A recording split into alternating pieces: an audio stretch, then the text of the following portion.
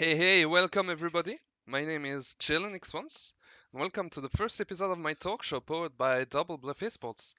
We plan for this to be a weekly series, and each time we will receive a new guest. And this time we are receiving Didi, the CEO, founder, and League of Legends manager of DoubleBluff Esports. Welcome. Hello. Hey guys, thank you for inviting me. It's an honor to be here, especially for the first episode, and I hope that you and everybody watching is doing very well. Yeah, I hope so as well. How are you, personally? I'm good, thank you. And yourself? I am Everything good? very, very good. Nice. So this will be the first question of every single episode for everyone watching. What drink did you bring to It's. to talk with I me? think that I think that like at the moment it's only one right answer. It's coffee since this is coffee with Gen X ones. So I have like the cinnamon, and a little bit of milk, and that's Oh, it. Like very that's simple good. but good. Yeah. That's good. I myself have an amaretto coffee with a spot of milk as well. Nice, nice. Pretty similar actually. Yeah, pretty similar. Yeah, It's really my favorite coffee. nice. Have to try it sometime. Yeah, definitely. It's they don't sell it anymore. The guys I take my coffee from, but I have a big stock in the Okay. in the back. Nice, nice, nice. Okay, may you introduce yourself quickly Yeah, for I everyone think that watching? yeah, you did like a little bit of the job for me already. True. But I am founder and CEO of DoubleBluff Esports. Currently, I am also operating since we're still relatively new to the scene, right? We're still scaling in a way. I'm also operating as a League of Legends GM because that's something where I found passion in. But yeah, mainly the one that is like I'm the reason that we're here, right? Not in a cocky way, but I thought of Double Bluff Esports a year and a half ago, and it's leading up to this point, and hopefully to many more in the future. True. True. So tell me, when did you discover League of Legends? When did you meet with that scene?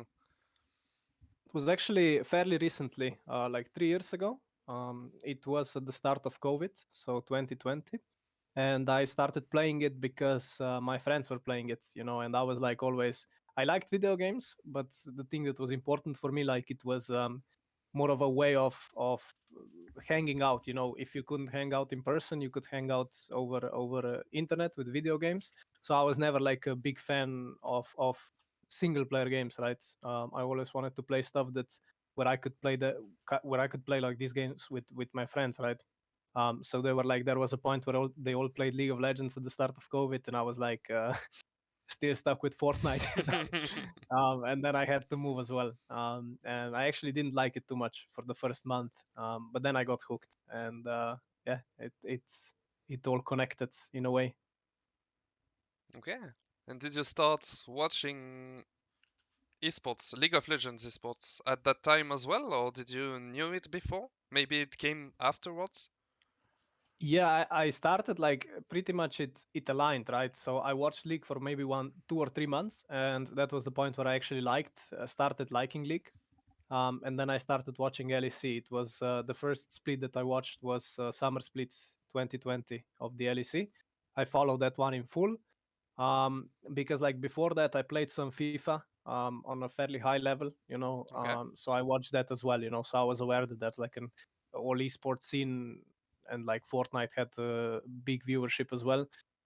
So yeah, I didn't need much time to discover League of Legends as well. I was aware that it's happening, and as soon as I started enjoying the game more, I tuned into esports as well, and it was really good because the difference between League of Legends and the other games that I watched before is that League of Legends was team oriented, right? Yeah. So it was something that, like, even before that, I played football for 13 years, so I always liked team sports and competition, and League was kind of that when it comes to esports space. So it was the thing that hooked me the most, I think. um, yeah, I really like that aspect where you where it's not just solo queue, but it's like 5 people trying to work together to like achieve a common goal. It really reminded me of my football days. Of course, there was 11 people, but it's just something I liked, So I got hooked fairly soon. Yeah, Which position did you play in football? I played winger for the most Left. part. Left or right? Uh, Right, right, right. That's good. That's good Yeah. stuff. I mean, That's very sometimes good left stuff. as well. It wasn't Yeah, like, sometimes depends on who's yeah, available and who's not, I guess. yeah, yeah, yeah, exactly. Okay. And so you discovered League at the start of COVID. After that, you created DoubleBluff fairly fast, I'd say. Yeah, but What? not like immediately, so Yeah, there's no but fairly confusion. fast. Yeah, Fairly I would say fast as fairly well. fast as well. Like Yeah, it was what, a year and a half in. yeah, So what a was bit more. your, yeah, a bit more. What was your breakpoint? What made you think I want to create my own structure? Um, as I've said, like I always liked competition. I always liked managing as well. I played like a few amounts of football manager games, and when I was like very little, it was always like my my passion was like if I could manage something, like could I manage a football team? But that's kind of hard to start, a little bit impossible because you need the infrastructure and everything. But league kind of the thing is that I was passionate about league as I was about football, but the difference was that here I could actually make something because like I just needed like passion, dedication, and computer, right? And that was I believe that I had all of that. So I was just like, let's create it and see what happens.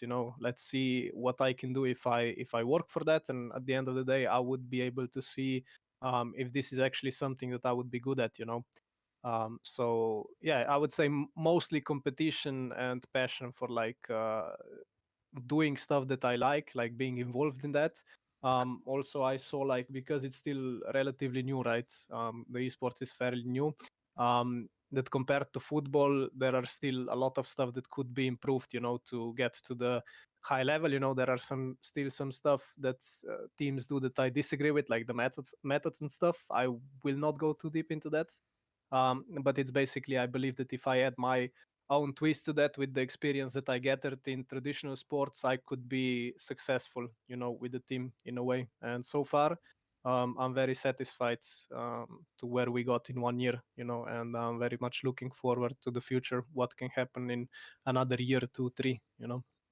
Yeah, and that's actually a very good transition. Could you maybe explain to everyone where you stand at the moment, what the history of Mhm. the structure was? You want like the long story or the short story? I mean, we can go long. I have time. I assume it's about Double Bluff, right? League of Yeah, Legends. of course. Okay. At the moment, we just qualified for Division 4 in Germany. I myself am not from Germany, I'm from the Balkan region. But I started following German scene before I started following Balkan region. And the thing that I like about Germany is that it's kind of you get what you deserve in a way. Like if you're good enough, you will climb. There is no like paying for spots. It's just like basically you rely on yourself being good enough, and then you get the chance to climb. There's also many splits, 3 splits for the like lower leagues and 2 for the higher ones per year. So that means that you can climb as well relatively fast, if you're good, and that's something that I like, because in a way, if you are, let's say, Division 2 in Germany, that's like a huge achievement because you had to get there through like so many lower divisions. But in other ERLs still, like maybe if you're Division 1 in EBL, it doesn't necessarily mean that you're good. You maybe just have a rich uncle that bought you a spot. Yeah, um, that's kind of so true. yeah, so that's the reason why I like the German scene, because you essentially if you're good you will improve, if you're willing to put the work in, you will get there. And then of course because of that the scene is much bigger, right? Because like everybody who is playing in the lower division is watching like the higher division, stuff like that. It's just a great way of competition. It's very close to traditional sports. It's close to football. Like England has like 10 divisions, and I think that from like fourth onwards is like professional, and here it's like similar manner, and that's just something that I like. And yeah, we climbed to Division 4, which is already fairly competitive, pretty good. And now the goal is, of course, to go even higher. We want to get to Division 3 in this split, and we believe that we have a good chance of doing so, and then get to Division 2 until the end of summer, which would elevate DBE to the new level as well. But it's hard, This is like the fourth division is where it starts getting hard, if you're a serious team, because in the fourth division, you pretty much get like all the serious teams. And before that, it's like still some teams that are not maybe as serious. So now it's where it's like hard to actually climb every split, but we believe that we're good enough, and I guess only the time will tell if we can do it or not. But I fully believe, like I'm fully confident that we can actually do it. Yeah, it's good to have faith in your players and the staff behind them as Yeah, well. of course. So it's very nice to see. You talked about the fact that Germany is good because it allows you to climb even if you're. I mean, it allows you to climb when you're better than everyone.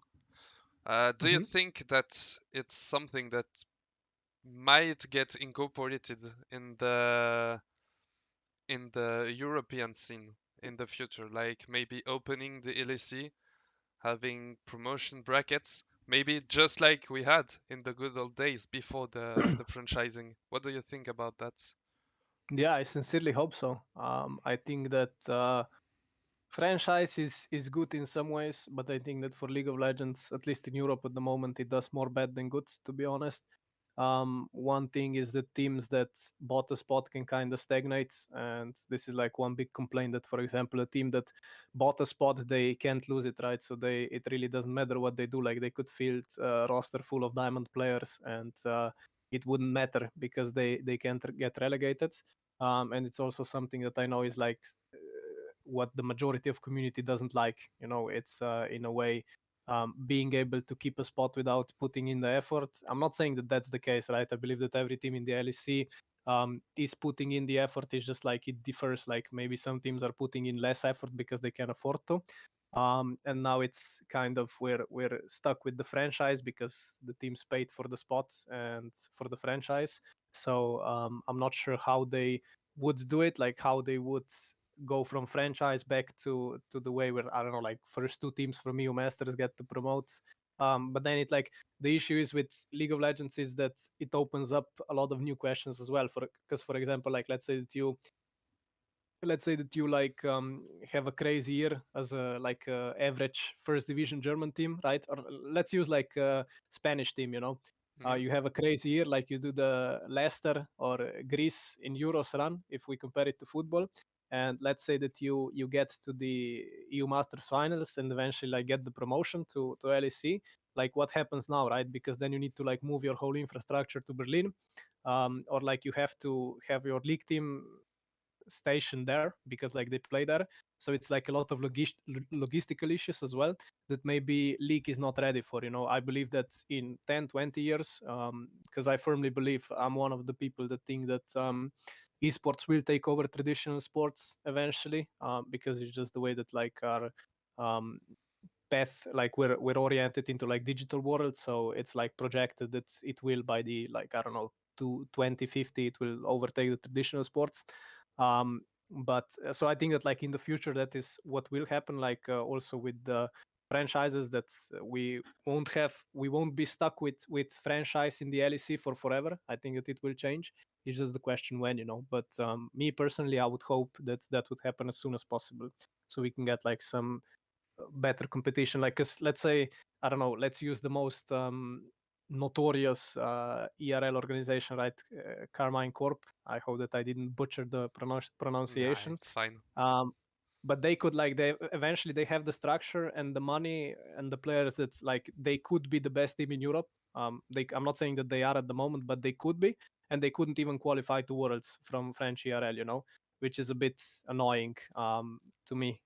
I think that it's something that should be fixed. So overall, to kind of answer the question in a short way, I'm not a very big fan of franchising stuff, because I think that it takes away from competition. I'm overall not a very big fan of buying stuff in sport. because that's like, for me, that's against the key principle of sport, right, which is to compete and to improve, and if you're good enough you will get there. And so overall, like, in league we still have, like, as I mentioned, like a lot of times where teams can buy a spot, and I'm not a very big fan of that. So I understand why it happens, right? I understand the logistic behind that, but I hope that that changes soon, so we can get not franchised leagues, but leagues where you can get to with being the best, you know. Yeah, hopefully. And honestly, seeing a promotion qualifier between maybe top two EU Master versus bottom two ADC would be so hyped. Like Yeah, it would be that would very be really very good. hype, and I Yeah, don't know. Hopefully it happens someday. Hopefully. yeah. It's also like one small thing to add, you know. It's you watch a split and you see like 10 teams, and I know that like sometimes they change, you know, like we have heretics now in LEC, so you like get maybe one or two teams um, per like 2 years maybe. We had more of that lately with Schalke and Misfits selling their spots.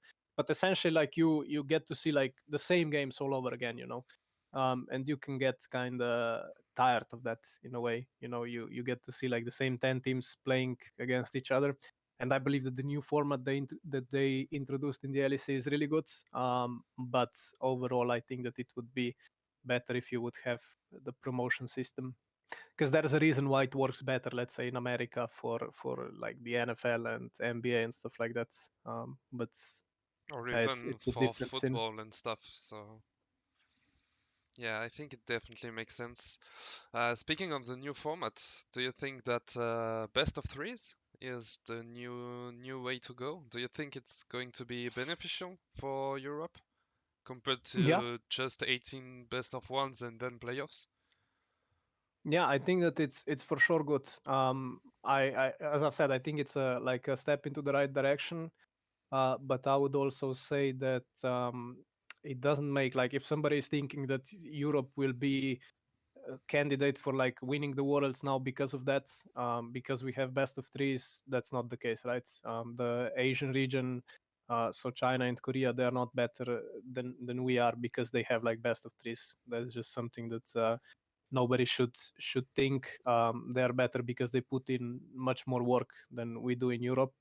And I think that in general, if we want to get there, as like the West in general, and I as well, it's just like we need to start treating it more as a sport, you know, and less as a game. Not somebody that's like watching this and this like playing silver like for fun, but like the players that are getting paid to do it. You know, you have to treat it in a way where if you don't grind and play like 12 hours per day and improve, then somebody else will, you know. Yeah, So it's just like, I think it comes down to that. But overall, like, introducing BO3s is for sure like a good change, and I'm happy about it. I think it's a step into the right direction when it comes to format, for sure. yeah, I definitely agree with that. Definitely agree with that. Going back to Double Bluff, Hmm. what would you say in the time you in the time you spent at the top of the structure? What would you say were the hardest points and your fondest memories with the teams? Could you elaborate a little bit on the hardest points? What do you mean with that? Moments where you thought this is rush. This is going to be harder than I thought, maybe. I would say that I didn't have plenty of these moments because going into this, I imagined that it's going to be very hard, you know. So it's not like we would fail at something, and there were failures, of course, and there will be failures. But I was never like, after like a failure, I would be like, okay, but this cannot work, you know. I was just like, what can I need to do the troubleshoot, like what can I change, so this doesn't happen in the future, you know. I would say the hardest part is kind of, if you want to start, you know, if you are just like starting out, it doesn't matter how serious you are or how good as a team you are. The top players that you want will not be interested in you because like you're new. So like even you don't have like the highest spot when it comes to divisions. people don't know you, so it's just like you get like some rejections just based on that, right? So the hardest part was to create a team of people that actually believe that we can do something together, and we managed to do that. The last split and this split now, we made a step into the right direction, created a really good roster.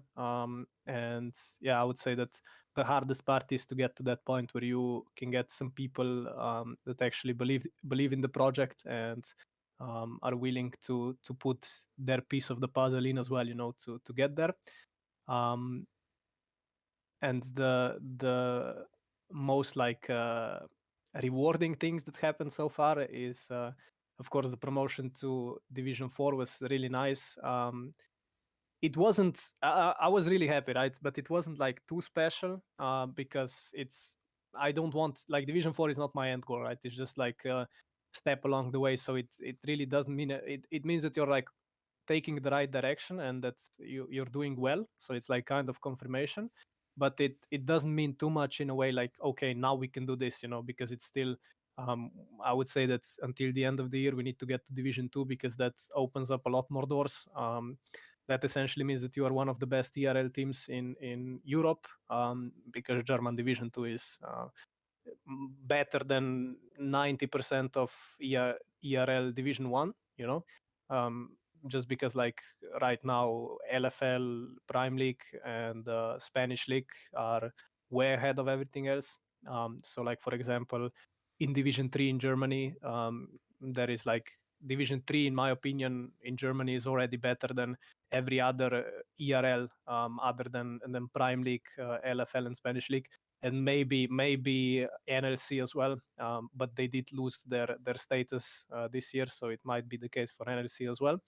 But yeah, it was a really nice thing. And then also we being second in the LG tournament clash was also really nice, because the games, as you know, were streamed by some big names as Agurin, and they were like casted by the LEC casters. And it's just kind of the confirmation that you're doing something right if after 1 year the people that are casting LEC are like casting your games as well, saying your name, DoubleBluff Esports.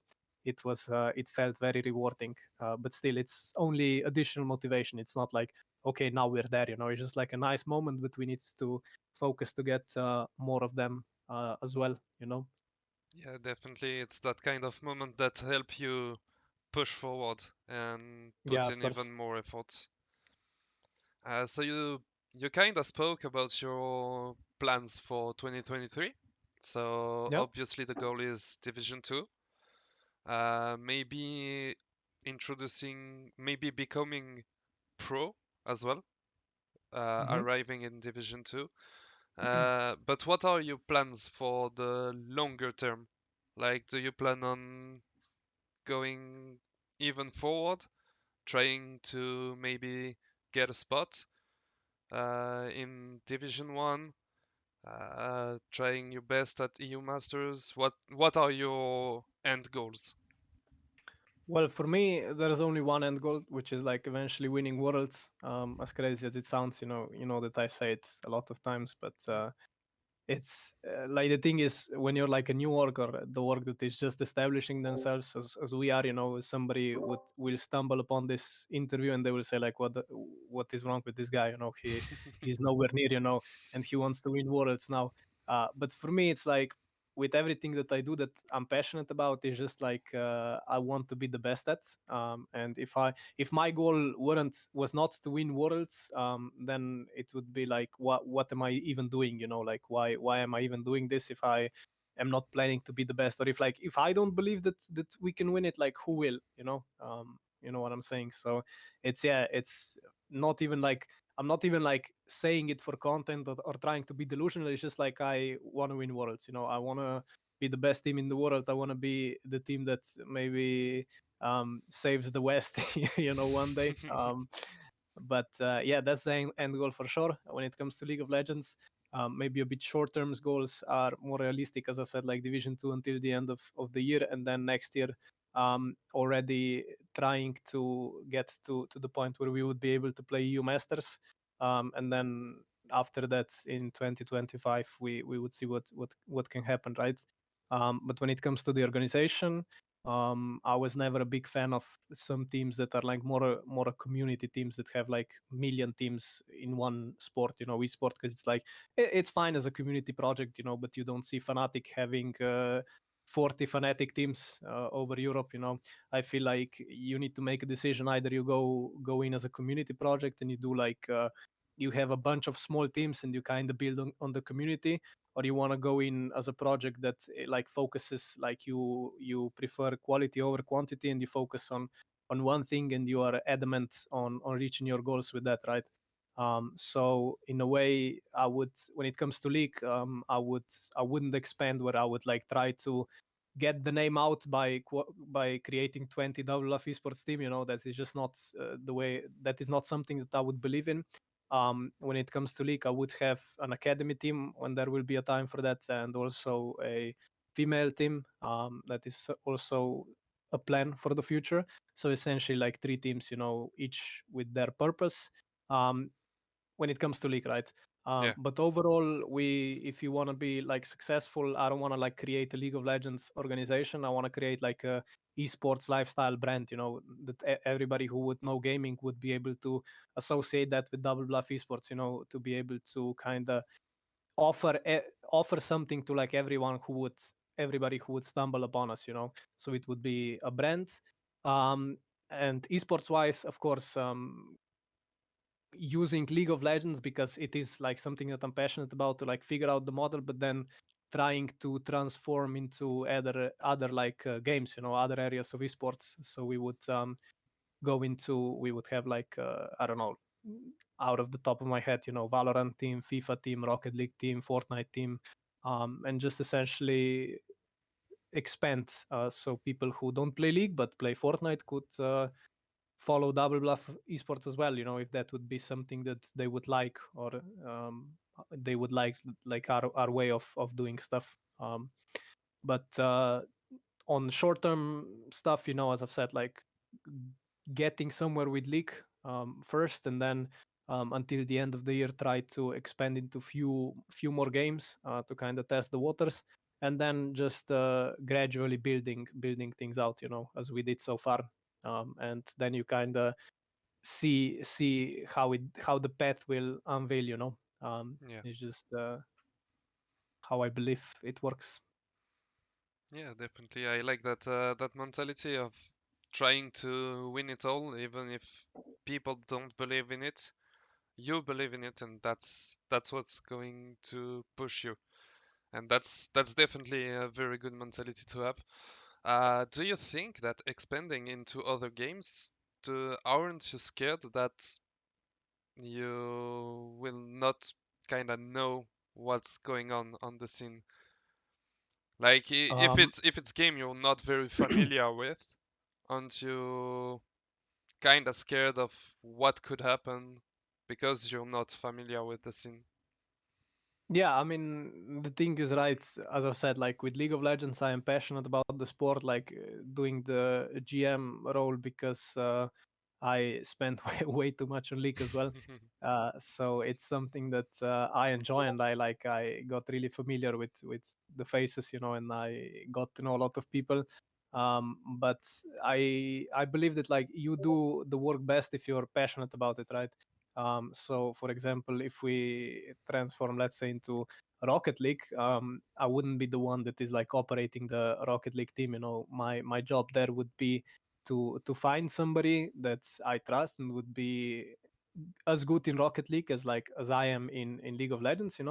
And then they would be the one that I would put the trust in with Double Bluff Esports, that they would create the name Double Bluff Esports in Rocket League as well, like similar to what I did with League of Legends, in a way, or like what I am still doing with League of Legends. So it's essentially, it's also like it's hard to then do like all of the roles, because you just don't have time for that. Even like, as I've said, like I am doing the GM role right now because like I'm passionate about it and because my time allows me to do it. But if we transform, like if we grow bigger and bigger, of course there will have to be somebody that will take over in a way, in League of Legends as well. And again, like that would have to be somebody that I would find capable of doing the things at least as good as I am doing them.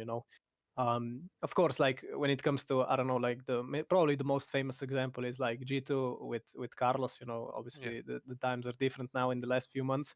But obviously. before all the like controversial stuff happened, like he was kind of like G2 had like many teams in many different games, but because like he was playing League of Legends before creating G2, League of Legends was like his baby. Like he was passionate about, or he is passionate about League of Legends, and he was like still helping a lot with League of Legends. But other games, like he just had people that he trusted. And I'm not saying that he didn't do anything about other games, right? But like he was way more connected to League than with other games. And this is just how I think that then like this is what happens when it like the path takes its natural course. I think that it just that's just how it is. How things evolve for the future. Yeah, I definitely agree with that. Don't you think it's going to be hard to find someone that you trust enough to give your baby to, in a way? Yeah, of course. I mean, it's always hard. As I've said, like even if I wouldn't be a manager, I would still like try to. I would not try to, but I would be connected to League for sure. Because that's at the end of the day. My original goal is winning worlds with League of Legends team. So yeah, of course it would be hard, but it's just something that has to be done. Because at the end of the day, it's impossible for me to do all of the roles. Obviously. Like my job then would be to find somebody capable of doing the job, and that would be it, right? Yeah, definitely. I think that we're basically at the end. Is there anything Mhm. you'd like to say? Anyone you'd like to shout out? Um, Anything you'd like to share with the viewers? Not really. I think that I've seen. I don't want to like copy anyone, but like I like the format where I think that Yamato has it at the moment. I'm not too sure. Could be somebody else, but I think it's Yamato, where it's like the previous guest is asking like the random question for the next guest. Oh, Yeah, that sounds it is nice. Yamato, yeah, but I don't want to steal it. So maybe for the future episodes, something along those lines, so you kind of connect the episodes with each other. If that's something that you want to do. You hinted me like the upcoming guests, so I'm very excited to see the future episodes. Overall, like the shout outs, I wouldn't like to do the controversial shout outs, but I will do one where I'm looking forward to playing against the Division 4 teams very soon, and kind of shouting them out. I hope that you manage to like create some, I wouldn't say beef, on Twitter, but like some memes and Kinda. stuff, because it's always way more fun to watch the games if there is like some sort of narrative. So I would hope that I would see that. Shout out is like a challenge to other teams to try and beat us, because I think that they will not be very successful with that. Let's hope this doesn't age poorly. um, Hopefully. but yeah, overall, I would like to, of course, thank you for inviting me. It's like a really big pleasure that I am the part of the first episode, and I hope that the stuff that I had to say were at least a little bit interesting for the people listening to. And of course, since it is kind of double bluff powered podcast, I would also like to thank everybody who is watching this. Really appreciate everybody who took the time, and overall, like everybody who is following DB on our journey. We appreciate all of you, and it's a big pleasure that we have people that are actually curious what we can do, and people that are now weekly supporting us on streams. It's really nice to see, and let's hope that the future will bring even more like good memories, and we evolve together. Yeah, definitely. Big thanks to everyone watching, obviously, on the streams, everything. You have our socials here at the bottom, where you can follow us. And there's everyone. This is me. Didi is there. And yeah, thanks for joining us. And hopefully the games goes well. Yeah, let's hope so. Goodbye, everyone. See ya. Thank you.